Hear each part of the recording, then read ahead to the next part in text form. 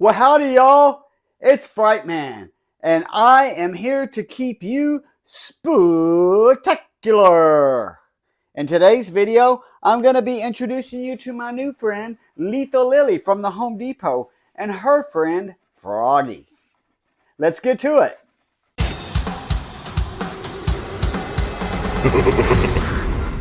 So before we start talking about Lily, I want to just say something about the Home Depot, which is where Lily came from. So in my opinion, there's really three players in the home animatronic industry arena, and that would be one that sounds like Snows. That would also be another one that comes and goes, and then you have the Home Depot. The Home Depot, in my opinion, this year has just kicked butt on everybody else. Every year they continue to get better and better. They have a larger selection. They have great prices. Their inventory this year is like, I walked in the store and said, "What do you have?" They said, "We have everything." And that's not usual. So they've really done a great job. And then, of course, just on the creativity of what they're bringing out some really unique stuff. And I'm really, really, really like, go Home Depot. Please keep it up. We need this. So Lily is one of those props that when you take out the parts out of the box, I always am like, oh, because there's just not a lot of parts, and you can just tell instantly when you take her out of the box that it's going to be a pretty simple build, which is always a nice thing. So the base is one of those key indicators that helps you know how easy it's going to be. The base is in one piece, so that alone makes it really nice. So you regularly are just going to start off with the base, and we're going to add the two poles that are going to give her structure support. Basically, we'll call it her backbone. So with her backbone in place, there's a bar here on the base that's going to slide up, and we're just going to slide that right into this backbone just to give it a little extra added support. So it just simply slides in, and that just kind of stabilizes the whole structure. So next on the agenda is going to be putting on her skirt, which just simply is going to slide over her main backbone pole here. And then we're going to give her a waist. So the waist wire mechanism has two hooks, and there are two receptors here built into the pole. So once we put on her dress, we just are simply going to drop the waist right into those two holes like this. So a quick note here, on the base, there is actually a pole right here in the front. So this pole, we're going to want to have that towards the front. This is the front of her. This is what's going to be the support for her staff rod. So that's just going to slide over there. So that means that when you're positioning the skirt, you're going to want to make sure that you put the creepy cloth on the front of the skirt. And we'll just take a closer look on sliding that waist into the poles here for you. So basically we have the two slots here. The waist is simply going to slide right into those two particular holes. So we have that skirt position here. The next step is going to be adding her torso, which is also her chest support here. And the control box is here on the back. Standard control box. You have a volume control, step pad, and the power cord, of course. One of the things that Home Depot does tell you to do is plug in the power cord now. Yay for that. If you saw another review that I did, somebody didn't tell you that, and it makes it really, really hard to go back at the end and put the power cord up. So the torso piece is simply just going to slide right here over the waist, and we're going to plug that power adapter. I'm going to actually feed it up through her skirt, come up here, and plug it to the back of the control box. So we now have the power box here plugged into the power, and actually have that plugged into the wall. Maybe not a good idea. Be careful. You don't want to get shot. I'm just kidding. It is plugged in, but these are 6 to 12 volts on these animatronics, so you don't have to worry about getting shocked.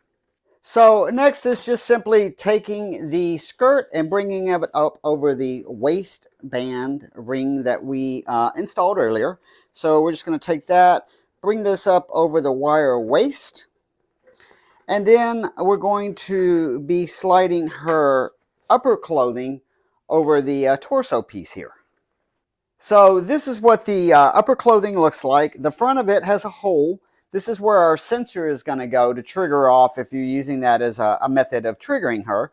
And on the inside of that hole, there's a tiny piece of Velcro. And this is what the sensor device looks like. So on the sensor device, there's also Velcro.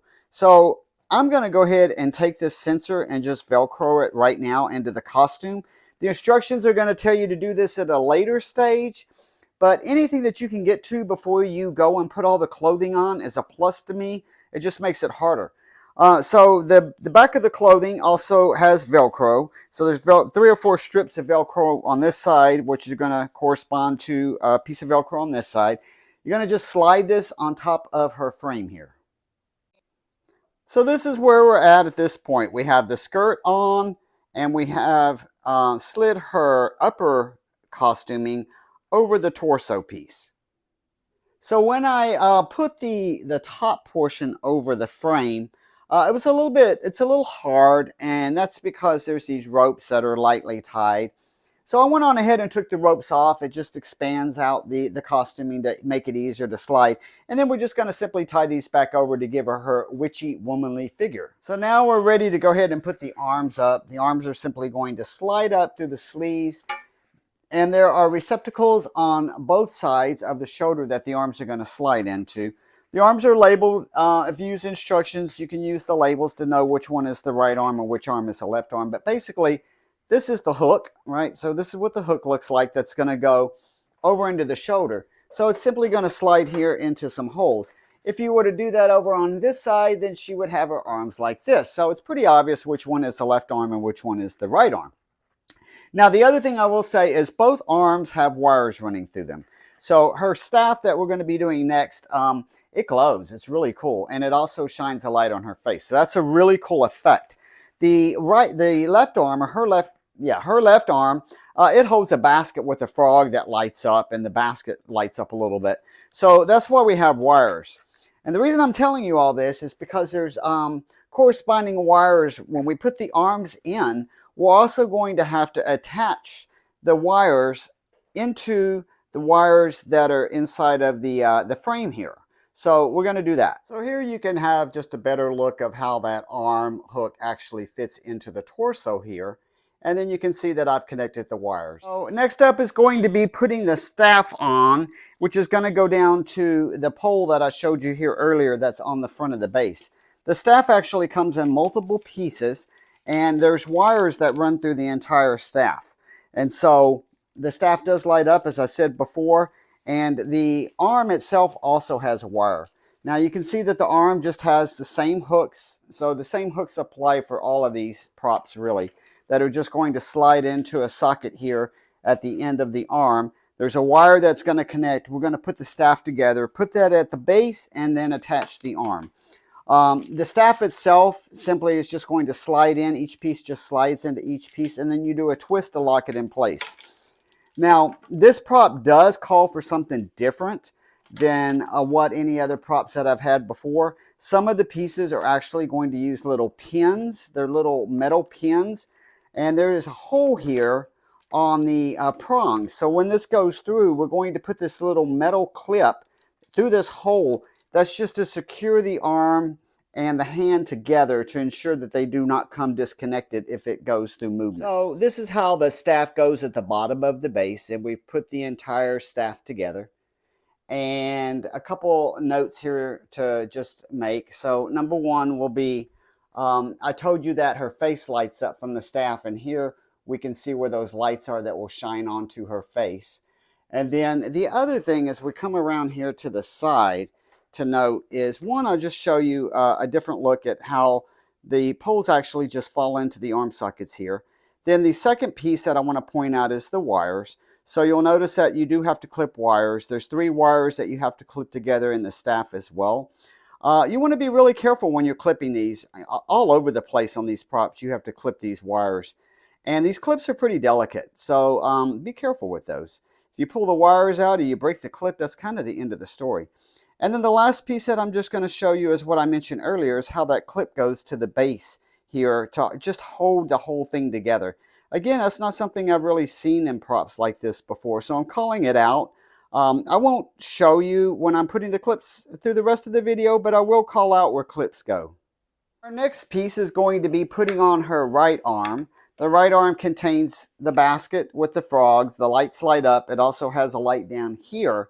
The arm is the same as the other hand and arm assembly. We just simply have the hooks that are going to drop in, and we have the wire that's going to attach. And this also does include the clips like we looked at a minute ago.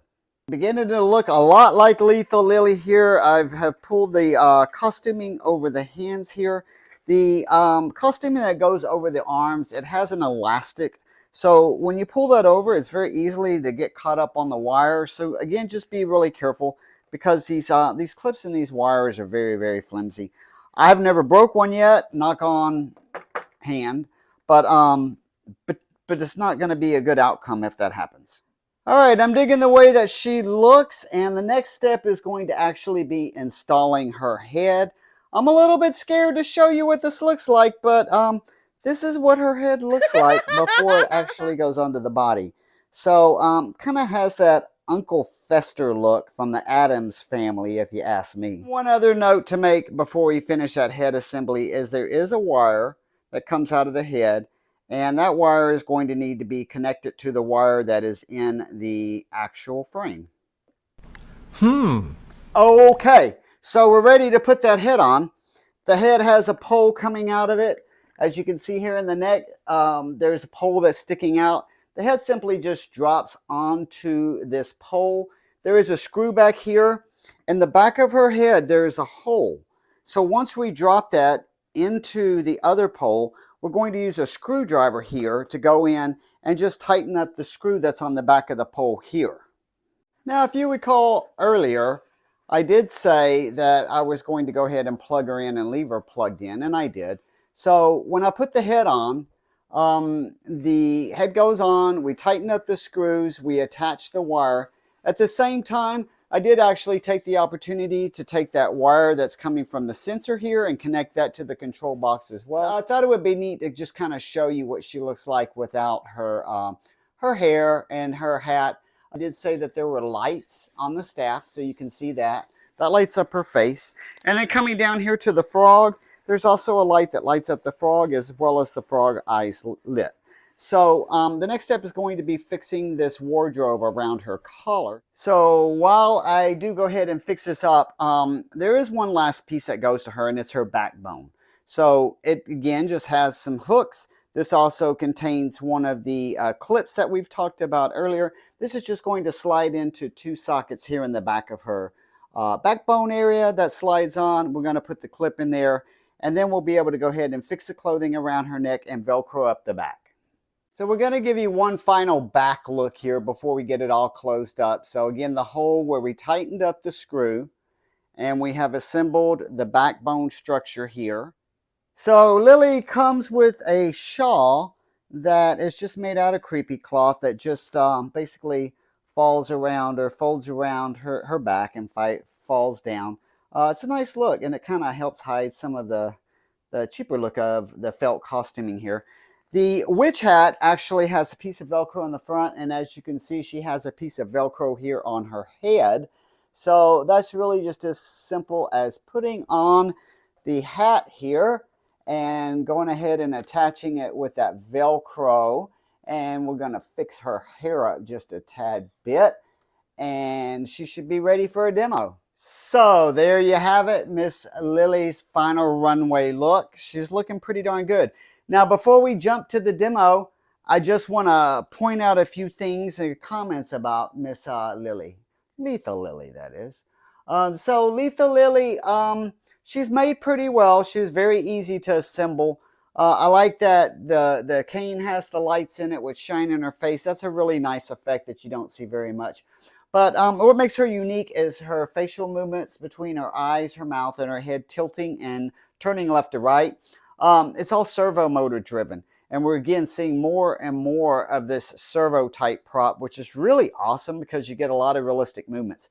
What makes her even more unique is that she has a capability of moving her eyes all over the place, up, down, left, and right, and her eyes actually blink, so the eyelids can blink, which is really, really cool, and it's also concerning because this all being latex and moving so much, I have a little concerns that she's not going to be long lasting, but you know what? I'm going to stay positive and see what happens.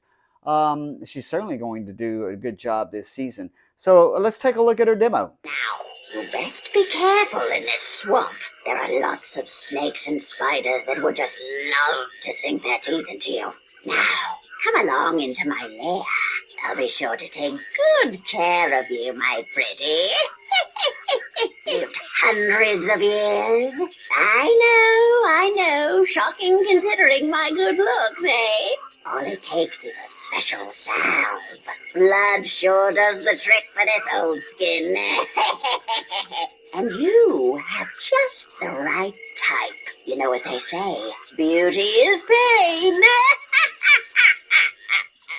So as we wrap up, Miss Lily, a few thoughts that I'll share. $249, Home Depot, Halloween 2023. It's an excellent buy. For a servo prop, that's a really excellent buy. And I really, really do like her. Also, you notice that she's pretty dang tall, 6 feet tall. She has about 10 sayings. I haven't really listened to them all, but it's about 10 sayings. If I isolate her out in the yard, I might leave her speaker on. It's a very, very good speaker. It has a very loud sound to it. I'll also be doing burning coals. I have a video of some burning coals that I have made for her. You can check out that video here. I enjoyed her. I enjoyed you sticking around, and I hope you enjoyed watching me. So until next time, stay spooky, my friends.